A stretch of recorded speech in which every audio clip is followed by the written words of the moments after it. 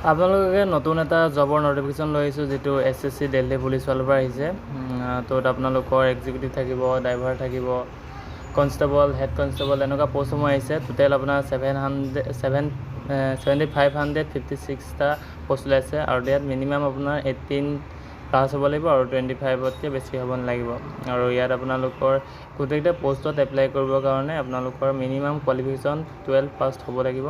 আৰু যিসকলে ড্ৰাইভাৰৰ কাৰণে এপ্লাই কৰিব সেইসকলৰ বাবে আপোনালোকৰ LMV আপোনাৰ যিখন লাইচেঞ্চ সেইখন লাগিবই।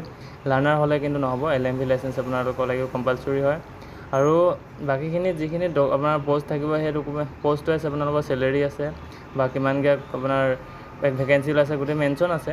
কিন্তু ইয়াত আপোনালোকৰ কোৱালিফিকেশ্যন আৰু এজ লিমিট 18 হ'ব লাগিব মিনিমাম, আৰু 25 হাইষ্ট আছে। আৰু আপোনালোকে 12 পাছ কৰিবই লাগিব, 12 পাছ নকৰাসকলে ইয়াত এপ্লাই কৰিব নোৱাৰিব। আৰু যিসকলৰ ইয়াত এপ্লাই ফিজটোৰ কথা ক'বলৈ গ'লে, যিসকল আপোনাৰ OBC বা UR এনেকুৱা কেটেগৰী হ'ব সিহঁতৰ 100 পৰিব, আৰু বাকী যিসকল আছে ST SC বা PWD সেনেকুৱাসকলৰ বাবে নীল হ'ব। তো আপোনালোকৰ 22 ছেপ্টেম্বৰত ওলাইছিলে, আৰু 21 অক্টোবৰত ইয়াৰ লাষ্ট ডেট হয়। তো এতিয়াও আছে ডেট, আপোনালোকে এপ্লাই কৰি ৰাখক।